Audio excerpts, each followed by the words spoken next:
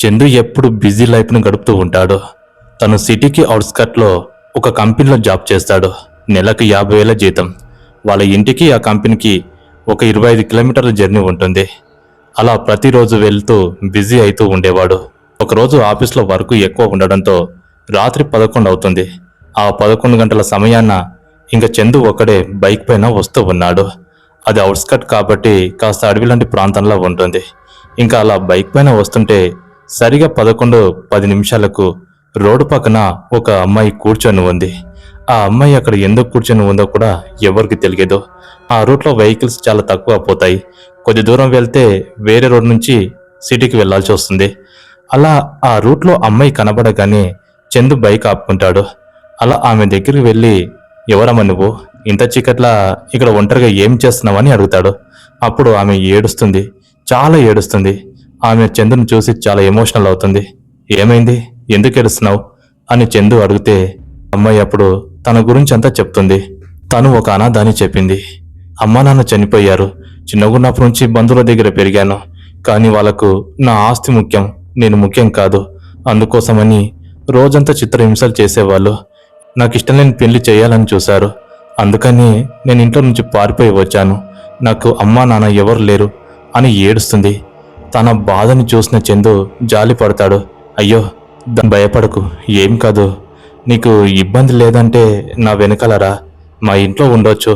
నిన్ను మా ఇంట్లో ఒక దాంట్లో చూసుకుంటాం అని చందు ఆమెతో అంటే తను దానికి ముందుగా ఒప్పుకోలేదు.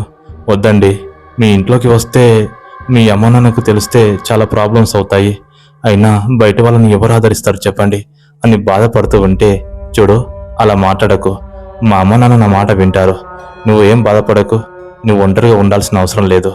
మళ్ళీ మీ బంధువులు నిన్ను చూశారంటే ఏదో ఒకటి చేస్తారు. వద్దు, నా వెనకాలరా, అన్ని సెట్ అయ్యాక నేను మాట్లాడతా అని తనకు నచ్చజెప్పి బైక్ పైన ఎక్కించుకొని ఇంటికి వెళ్తాడు. అలా ఇంటికి వెళ్ళగానే ఇంట్లోకి వీళ్ళిద్దరు అడుగు పెడతారు. అమ్మాయి చాలా లక్షణంగా ఉంటుంది. అప్పుడు వాళ్ళ అమ్మ నాన్న, ఎవరురా ఈ అమ్మాయి అని అడుగుతారు. అడిగితే అప్పుడు జరిగిందంతా చందు చెప్తాడు.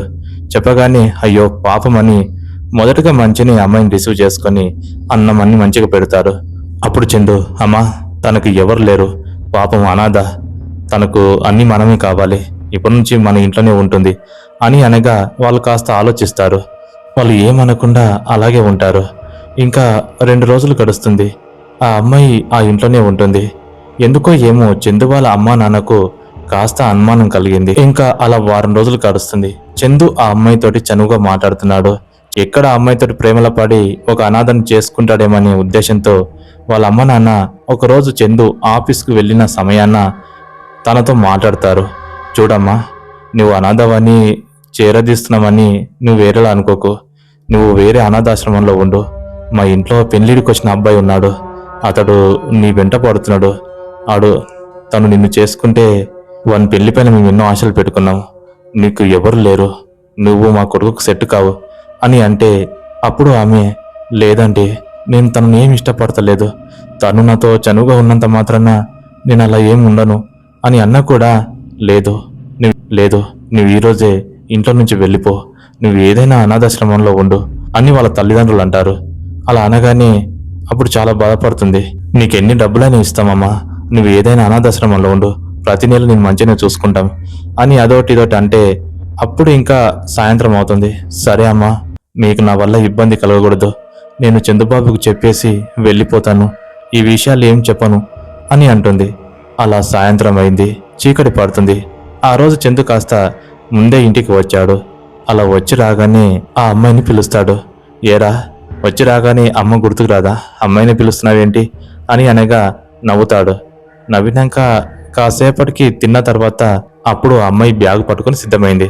ఏయ్, ఏడికెళ్తున్నావు నువ్వు, బ్యాగ్ ఏంది అని అనగా, లేదు నేను వెళ్ళిపోతాను, మా వాళ్ళ దగ్గర వెళ్ళిపోతాను, నాకు ఎవ్వరు వద్దు, నేను మా బంధువుల దగ్గర వెళ్ళిపోతాను, నా వల్ల నువ్వు ఇబ్బంది పడకని అంటుంది.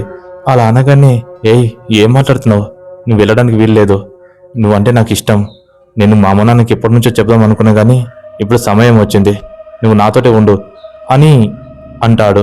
అప్పుడు ఆ అమ్మాయి, వద్దు బాబు, నేను వెళ్ళిపోతాను అంటూ వెళ్ళిపోతూ ఉండగా ఇంకా అర్థమైపోయింది ఇంట్లో వాళ్ళే తనని ఎవరో ఏమో అన్నారని.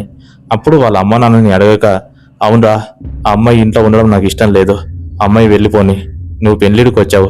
ఆ అమ్మాయిని ప్రేమించడం, ఆ అమ్మాయి చుట్టుపడడం మాకు ఇష్టం లేదు. వద్దంటే వద్దు. ఆ అమ్మాయిని ఏదైనా అనాథాశ్రమంలో ఉంచి తనను చూసుకుందామని అనగా చందుకు చాలా బాధ అనిపిస్తుంది. అమ్మా, ఏం మాట్లాడుతున్నావు? ఆ అమ్మాయిని నేను ప్రేమిస్తున్నాను. నేను ఆ అమ్మాయిని చేసుకుంటాను. నాకు ఆ అమ్మాయి తప్ప ఎవరు వద్దు అని అనగానే, చూడు చందుబాబు, మర్యాదగా చెప్తున్నాము. ఆ అమ్మాయితో నీకొద్దు. నీకు వేరే అమ్మాయిని చూసి పెళ్లి చేస్తాం అని ఎంత అన్నా కూడా చందు వినిపించుకోడు. చివరిగా వాళ్ళ తండ్రి, చూడరా, నువ్వు ఆ అమ్మాయిని కావాలనుకుంటే ఈ ఇంట్లో నుంచి నువ్వు కూడా వెళ్ళిపో. నీకు ఆస్తిలో చిల్లి గవ్వ కూడా ఇవ్వను అని అనగా రోషన్ తోటి ఉన్న చందుబాబు ఇంకా, నానా, ఆస్తి కోసం నేను ఎప్పుడు చూడలేదు. నేను బ్రతకాలనుకుంటే ఏదో ఒక పని చేసుకుని బ్రతుకుంటాను. ఈ ఆస్తి నాకు అవసరం లేదు. నాకు ప్రేమానురాగాలు ముఖ్యం. మీ మాట ప్రకారమే ఈ అమ్మాయిని నేను చేసుకోవాలనుకుంటే, ఇంట్లో ఉండకూడదు అనుకుంటే వెళ్ళిపోతాను అని అనగానే వాళ్ళు షాక్ అవుతారు. అప్పుడు అమ్మాయి, వద్దు బాబు అని అలా ఇలా అంటుంది. లేదు, నీకు తెలియదు. వీళ్ళకు ఆస్తి ఇంపార్టెంట్, మనుషులు ఇంపార్టెంట్ కాదు అని రోషన్ మీద వెళ్ళి ఇంకా తను కూడా బట్టలు పెట్టుకొని ఆ అమ్మాయిని ఎక్కించుకొని బైక్ పైన స్పీడ్గా వెళ్తున్నాడు. వాళ్ళు గుమ్మం దగ్గర ఉండి, వాడే వస్తాడులే, కొన్ని రోజులైతే తల్లిదండ్రులు గుర్తుకొచ్చి వాడే వస్తాడని వాళ్ళు సైలెంట్గా ఉంటారు. అలా వాళ్ళు ఆ కంపెనీకి ఒక 30 కిలోమీటర్ల దూరాన ఉన్న ఒక ఊర్లో ఒక రూమ్ తీసుకుంటారు. రూమ్ తీసుకొని ఒక రిజిస్ట్రేషన్ ఆఫీస్లోకి వెళ్ళి పెళ్లి చేసుకుంటారు. ఆ రోజు నుంచి వాళ్ళు సంతోషంగా ఉంటారు. ప్రతిరోజు ఇంకా చందు డ్యూటీకి వెళ్ళి ఆ అమ్మాయిని ఎంతో జాగ్రత్తగా చూసుకునేవాడు. మెల్లమెల్లగా ఆ అమ్మాయి ఇంటి పక్కల ఉన్న వాళ్ళతో పరిచయాలు పెంచుకుంది. ప్రతిరోజు తనకు తోడుగా కొంతమంది మాట్లాడుతూ ఉండేవాళ్ళు. చందుబాబుకు మంచి పెళ్ళమే దొరికిందని చుట్టుపక్కల వాళ్ళు ముడుచుకునేవాళ్ళు. వాళ్ళకి అప్పటి వరకు ఫస్ట్ నైట్ కాలేదు. ఇంకా ఒకరోజు ఫస్ట్ నైట్కు ప్లాన్ చేశారు.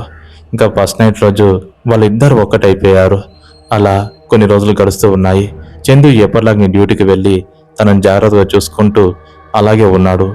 ఆమెకు ఒక 6 నెలల కడుపు ఉంది. ఇంకా తనను జాగ్రత్తగా చూసుకుంటూ ఒక పని మనిషిని నియమిస్తాడు. పొద్దుగాల సాయంత్రం వచ్చి పని చేసుకోమని చెప్తాడు. ఆమె ఇంకా పని మనిషి పొద్దుగాల సాయంత్రం వచ్చి పని చేసుకుని వెళ్ళిపోతుంది. ఇంకా తను మాత్రం ఇంట్లోనే ఉంది. ఇలా రోజులు గడుస్తూ ఉన్నాయి. అప్పుడు 2-3 రోజులు పని మనిషి రాలేదు. తనే ఇంకా జాగ్రత్తగా పని చేసుకుంటుంది. ఒకరోజు అమావాస్య రోజు. ఆ రోజు చందు పనికి వెళ్ళిపోయాడు. ఊరంతా నిర్మానుష్యంగా ఉంది. ఇంట్లో తను ఒకతే ఉంది. చందు రావడానికి చాలాసేపు సమయం పడుతుంది. పక్కింటి ఆమె సుజాత అని ఒక అక్క చందు వాళ్ళ భార్యతో మాట్లాడదామని రాత్రిపూట ఇంట్లోకి వెళ్ళాలని చూసింది. ఇల్లు తలుపు వేసి ఉంది. తలుపు వేసి ఉండడంతో తనని డిస్టర్బ్ చేయాలా వద్దా అనుకుంటూ వెళ్ళొద్దామని అనుకుంది. అలా వెళ్ళొద్దామని అనుకునే లోపే లోపల ఒక భయంకరమైన మూలుగుడు శబ్దం వస్తుంది. ఆ శబ్దం విని ఆ సుజాతకి ఏదో అనుమానం వచ్చి కిటికీ తలుపులు తెరిచి చూడగా ఇంకా అక్కడ చూసిన దృశ్యాన్ని ఆమె జీవితంలో మర్చిపోలేదు. శరీరం అంతా గజగజ వణికింది. ఆ హాల్లో ఒక దగ్గర ఆమె కూర్చుని భయంకరమైన రూపంలో కిందికి పైకి ఊగుతూ మూలుగుతూ ఉంది. తన ముఖమంతా తెల్లగా పాలిపోయింది. అది అమావాస్య గడియ. ఇంకా ఆమె కళ్ళు మెరుస్తూ ఉన్నాయి. తన కడుపును పట్టుకొని రాసుకుంటూ నవ్వుకుంటూ ఉంది. ఇంకా కిటికీలకి ఆ దృశ్యాన్ని చూసి కాలు చేతులు వణికి అక్కడ ఒక్క నిమిషం కూడా ఉండకుండా తన ఇంటికి వెళ్ళి తలుపులు పెట్టుకొని పడుకుంది. చందు వస్తూ ఉన్నాడు. ఇంకా సుజాత చందు కోసం ఎదురు చూస్తూ, బాబు బాబు బైక్ ఆపు అని అంటుంది. ఏమైంది సుజాత అంటే? ఏం లేదు బాబు, నువ్వు ఇంట్లోకి వెళ్ళకు. ఇంట్లో ఉన్నది మీ ఆవిడే కాదు, అది ఒక దయ్యం. ఇన్ని రోజులు నీతో సంసారం చేస్తుంది దయ్యం బాబు అని అనగా చాలా నవ్వాడు. ఏంది సుజాత అంటే, ఇన్ని రోజులు బాగానే మాట్లాడావు, ఇప్పుడేంది నా పెళ్ళాన్ని దయ్యంగా చూస్తున్నావు అని అనగా, లేదు బాబు, ఇందాక నేను ఏదో పని మీద తనతో మాట్లాడదామని వెళ్తే తలుపు వేసుకుని ఉంది. ఎందుకులే పాపం అంటూ వస్తూ ఉంటే ఏదో మూలుగుడు శబ్దం వచ్చింది. కిటికీలకెళ్ళి చూశాను బాబు, చాలా భయంకరంగా ఉంది, అది మనిషిలా లేదు అని అనగానే, ఊకో, ఏం మాట్లాడుతున్నావు, నా పిల్లం దయ్యం అవడమేంది, నీకు డౌట్ ఉంటుందా అని తన చేయి పట్టుకొని తీసుకెళ్తుంటాడు. వద్దు చందుబాబు అని తను ఎంత వేడుకున్నా తలుపులు తీసి లోపలికి తీసుకెళ్తాడు. వెళ్ళి చూస్తే అక్కడ సోఫా సెట్ పైన తను టీవీ చూస్తూ అటు తిరిగి కూర్చుంది. అప్పుడు ఈమె చాలా భయపడుతుంది. మెల్లగా వెనుక నుంచి, చూడు తను టీవీ చూస్తుందంటూ అలా తీసుకొని వెళ్తున్నాడు. అలా ముందుకు తీసుకొని వెళ్ళగా, ఏమేం చందు, ఎందుకు సుజాత అంటే అంత భయపడుతుంది అనగా, ఏం లేదు, ఇందాక కిటికీలకెళ్ళి చూసిందంట, నువ్వు హాల్లో కూర్చొని దయ్యంలా కనబడ్డావంట, అందుకే భయపడి తను నాకు చెప్పింది అని అనగా తను కూడా నవ్వింది. తన నవ్వులో ఏదో మర్మం ఉంది. సుజాత అక్కడ మాత్రం ఉండకుండా, బాబు ఏదో నేను పొరపడ్డట్టున్నాను, సరే సరే నేను వెళ్ళిపోతానంటూ అక్కడి నుంచి పరిగెత్తింది. ఆ రోజు వాళ్ళిద్దరు జోకులు చేసుకున్నారు. నువ్వు దయ్యంలా కనబడ్డావేందే వాళ్ళకు, ఇంత అందంగా ఉండి అన్ని నవ్వుకుంటారు. అలా ఆ రోజు మొత్తానికి గడుస్తుంది. అలా ఇంకా నెల రోజులు మళ్ళీ గడిచింది. సుజాత అప్పటి వరకు ఇంటికి వచ్చేది, కానీ ఆ రోజు జరిగిన సంఘటన వల్ల తను ఇంటికి రావట్లేదు. చందు భార్య కూడా బయటికి వెళ్ళట్లేదు. ఇంకా సుజాతకు చాలా భయం వేస్తూ చుట్టుపక్కల ఉన్న వాళ్ళకు కూడా చెప్పింది, కానీ వాళ్ళు కూడా నమ్మలేరు. చందు అర్ధరాత్రి పూట తన పక్కన పడుకున్న తర్వాత ఆ అమ్మాయి నిద్రలో నుంచి మేల్కొని భయంకరంగా పైకి చూస్తూ ఏదేదో చదువుతూ ఉంటుంది. చందుకు మేలుకు అయ్యేలోపే మళ్ళీ ఎప్పటిలాగానే పడుకుంటుంది. చందుకి ఈ విషయాలు ఏమీ తెలియవు. ఆమెకి ఇంకా 8 నెలల కడుపు ఉంది. ఇంకా నెల అయితే ఎవరో ఒకరు పుడతారు. ఆ రోజు కూడా నిండు పౌర్ణమి. ఊర్లో అందరూ అప్పటికే పడుకున్నారు. చందు సరిగా బైక్ పైన 11 గంటలకు ఇంటికి వచ్చాడు. ఇంటికి రాగానే తనకు అప్పటికే పని మనిషి అన్ని సిద్ధం చేసిపోతుంది. ఆ పని మనిషికి కూడా తను దయ్యమని తెలియదు. ఇంకా ఇంట్లో అన్ని సిద్ధం చేసి ఉండడంతో చందు వెళ్ళి తింటాడు. తను బెడ్రూమ్లో పడుకుంటుంది. తను తినేసిన తర్వాత బెడ్రూమ్లోకి వెళ్ళి భార్యతో మాట్లాడతాడు. ఆ రోజు వాళ్ళు సరదాగా మాట్లాడుకుంటూ సరిగా కొద్దిసేపటికి చందు మంచి నిద్రలోకి జారుకున్న తర్వాత అప్పుడు 12 గంటల రాత్రి ఆ అమ్మాయి అద్దం ముందలకు వెళ్ళి కూర్చొని తన అందాన్ని చూసుకుంటూ భయంకరంగా నవ్వుతూ ఉంది. ఆ నవ్వు వినబడిన చందుకు మేలుకు వచ్చింది. మేలుకు రాగానే అటువైపు చూస్తే అక్కడ సిగలన్నీ విరబోసుకొని భయంకరంగా అద్దం ముందు ఆ అమ్మాయి నవ్వుతూ ఉంది. చందుకు అనుమానం వచ్చి, ఏంది ఇది ఇంత అర్ధరాత్రి పూట అద్దం ముందు కూర్చొని నవ్వుతుందని వెనుక నుంచి వెళ్ళి తనను చూస్తాడు. అద్దంలో తను అందమైన రూపం లేదు, భయంకరమైన దయ్యంలా ఉంది. తన గుడ్లు మెరుస్తూ ముఖమంతా పాలిపోయి ఉంది. వెనుక నుంచి గట్టిగా అరుస్తాడు. అలా అరవగానే అది వెనుకకు తిరుగుతుంది. అలా తిరగగానే, ఏమైందండి, ఏమైంది నీకు, కింద పడిపోయారు? తనని చూసింది. చూడగానే తన ముఖం మామూలుగానే ఉంది. ఇంకా అది అంతా తన భ్రమణ అనుకుంటాడు. ఏమైందని అడుగుతూ ఉంటే అలా అడగగానే, ఏం లేదు ఏదో పొరపడ్డాను. అవును, నువ్వు అర్ధరాత్రి పూట అద్దం ముందర కూర్చొని ఎందుకు నవ్వుతున్నావు అని అంటే, ఏం లేదండి, అలా మేలుకైంది, సరదాగా కూర్చున్నాను, అంతకుమించి ఏం లేదు. బహుశా నాకు ఏదన్నా పీడకల వచ్చిందేమో, ఏదేదో చెప్తుంది. ఇంకా తనకు కూడా ఏం అర్థం కాలేదు. సరే సరే వచ్చి పడుకో అంటే ఆ రోజు ఇంకా మంచి నిద్రపోయారు. ఆ రోజు నుంచి ఆ ఇంట్లో వింత సంఘటనలు జరుగుతున్నాయి. అర్ధరాత్రి పూట చందు వచ్చేలోపు ఆ ఇంట్లో ఏడుపుల శబ్దాలు, ఏవేవో సామాన్లు ఎత్తేసిన శబ్దాలు పక్కింటి సుజాతకు బాగా వినబడేవి. సుజాతకి ఇంకా వణుకు పుడుతుంది. చందుకు ఏ రోజు చెప్పినా వినిపించుకోలేడు. ఒకరోజు మళ్ళీ చందుకు సుజాత ఆంటీ కలిసి, చందు నా మాట వినయ్యా, నువ్వు తనతో సంసారం చేయలేవు. అది నేను చంపడానికే వచ్చింది, నీ ప్రాణాలను తీసుకొని పోతుంది. అది మనిషి కాదు. నీకు నమ్మకం లేకపోతే వచ్చే అమావాస్య రోజు ఆఫీస్లో వర్కులుంది, నేను ఒకరోజు తర్వాత వస్తానని చెప్పు. ఆ రోజు నువ్వు వచ్చి చూడు, ఆ ఇంట్లో అది ఎంత భయంకరంగా కనపడుతుందో అని చెప్పగా, ఇంకా తన డౌట్ ఎందుకు క్లియర్ చేయకూడదని ఆ రోజు చందు సరే ఆంటీ, తను దయ్యం కాదని నేను నిరూపిస్తానంటూ వచ్చే అమావాస్య వరకు ఉంటాడు. సరిగా ఆ నెల గడిచింది. అది అమావాస్య రోజు. అప్పుడు చందు బైక్ దిగి ఇంటి గేట్ దగ్గర మెల్లగా ఆగాడు. అప్పటికే భార్యకు ఆ రోజు రానని చెప్పి వెళ్ళిపోతాడు.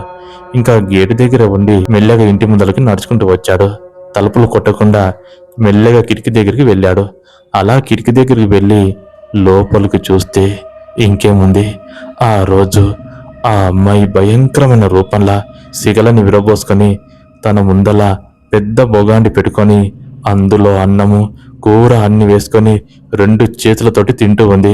అలా తింటూ తన కడుపుని రాసుకుంటూ ఉంది. చందుకు గుండె ఆగిపోయినంత పని అయిపోయింది. గజగజ వణుకుతున్నాడు.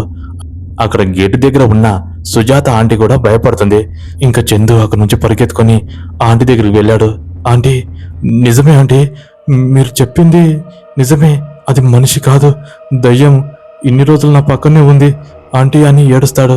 అప్పుడు ఏడవకు బాబు, ఈ రోజు రాత్రికి మా ఇంట్లోనే ఉండు, నువ్వు ఆ ఇంట్లోకి ఇప్పుడు వెళ్ళకు, అది నిన్ను ఏమైనా చేస్తుంది అని అనగా ఇంకా తనని ఆ రోజు ఆ ఇంట్లో పడుకోబెట్టుకుంటాడు. తర్వాత రోజు కూడా ఇంట్లోకి వెళ్లకుండా అటు నుంచి అట్టే ఆ సుజాత ఆంటీని తీసుకొని వాళ్ళ అమ్మ నాన్న దగ్గరికి వెళ్ళి జరిగినంత చెప్తారు. చెప్పగా వాళ్ళు కూడా చాలా భయపడతారు. అప్పుడు వాళ్ళు వెంటనే ఒక మంత్రగాడి దగ్గరికి వెళ్తారు. వెళ్తే అతను జరిగిందంతా చెప్తాడు. కోరికలు తీరని దయ్యం అది. ఇప్పుడు అది ఒక శరీరాన్ని ఆవహించి నీ కొడుకుతో సంతానాన్ని కనబోతుంది. ఆ సంతానం గిట వస్తే ఇక నీ కొడుకు చనిపోతాడు అని చెప్పగానే వాళ్ళు చాలా భయపడ్డారు. స్వామి, ఇప్పుడు ఏం చేయాలని అంటే, భయపడకండి, వచ్చే అమావాస్య వరకు చందుని అదే ఇంట్లో ఉండమనండి. తనకి ఏ అనుమానం రాకుండా తనతో మాట్లాడమనండి. ఆ అమావాస్య రోజు నేను ఇంటికి వస్తాను. ఆ దయ్యాన్ని కొన్ని పూజలు చేసి తనను తరిమేయచ్చు. ఆ సంతానం కనకముందే తనను ఒక చెంబులోకి బంధించి పాతాళంలో పాతిపెట్టాలి. అలా అయితేనే అది చందు నుంచి దూరం వెళ్ళిపోతుంది అనగానే సరే అని ఇంకా అక్కడి నుంచి వెళ్ళిపోతారు. చందు ఎప్పటిలాగానే తనతో నవ్వుతూ చేస్తూ మంచిగా ఉంటాడు. అలా వచ్చే అమావాస్య వరకు ఎదురు చూస్తారు. సరిగా అది అమావాస్య పొద్దు. ఆ రోజు బాగా చీకటి పడింది. సుజాత మిగతా వాళ్ళందరూ ప్లాన్ చేసుకున్న ప్రకారం ఆ మంత్రగాడు అక్కడికి వస్తాడు. రాగానే ఇల్లంతా దద్దరిల్లిపోతుంది. ఇంటి ముందరకు రాగానే లోపల నుంచి భయంకరమైన అరుపులు.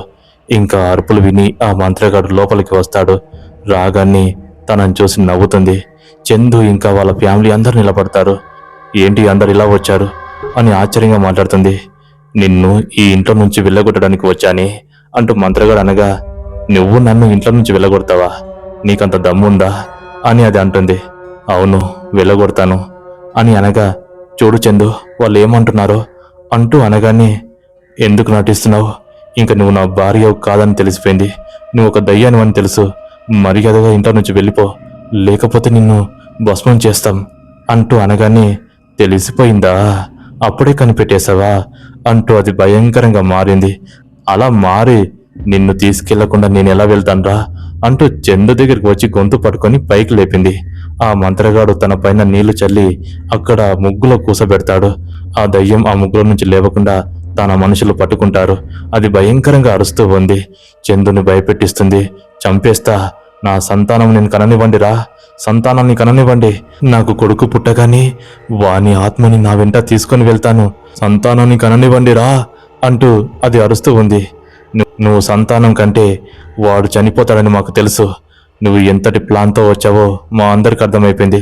నిన్ను ఇక్కడి నుంచి తరిమి కొడతాం, వదలను అంటూ ఆ మంత్రగాడు తన జుట్టును ముడేసి చుట్టూ అంతా ముగ్గులు గీసి దీపాలు ముట్టిస్తాడు. అది బంధనం గీస్తాడు. ఇంకా బంధనం నుంచి అది బయటికి వెళ్ళదు. ఆమె ముందల కూర్చొని ఒంటి కాలుపైన మంత్రాలు చదువుతూ తన పైన ఏవేవో చల్లుతారు. అలా చల్లుతూ ఉండగానే చివరిగా త్రిశూలం తీసి తన తలపైన పెట్టి ఇంకా భయంకరంగా వాళ్ళ మనుషులు తను చుట్టూ చేరి మంత్రాలు చదువుతూ ఉంటే తన తలలో నుంచి ఒక పొగలాంటిది బయటికి వచ్చి మొత్తానికి ఆ చెంబులోకి వెళ్ళి అందులో చేరుకుంటుంది. అలా చేరుకోగానే ఇంకా అక్కడ ఆ శరీరం అంతా మాయలాగా మాయమైపోతుంది. అప్పుడు ఆ చెంబు మూసేసి దాని చుట్టూ ఒక మంత్రతాడు కడతారు. కట్టిన తర్వాత అది దూరంగా తీసుకొని వెళ్ళి ఒక అడవిలో పాతాళ గుంతలో పాతి పెడతారు. అప్పుడు ఇంకా చందుకు ఆ దయ్యం పీడ పోతుంది. పోయిన తర్వాత చందు చాలా భయపడి ఆ మంత్రగానికి చాలా కృతజ్ఞత చెప్పుకుంటాడు. అప్పటికి ఇంకా తల్లిదండ్రులకు తను చేసింది తప్పు ఒప్పు కానీ తల్లిదండ్రులు కూడా తనను క్షమించారు. కానీ ఆ చెంబు బయటికి వెళ్తే మాత్రం మళ్ళీ చందు పరిస్థితి ఏమవుతుందో ఏమో. మరి ఈ స్టోరీ మీకెలా నచ్చిందో కామెంట్లో తెలియజేయండి. మరొక స్టోరీతో మళ్ళీ వస్తాను. అంతవరకు సెలవు. జై హింద్.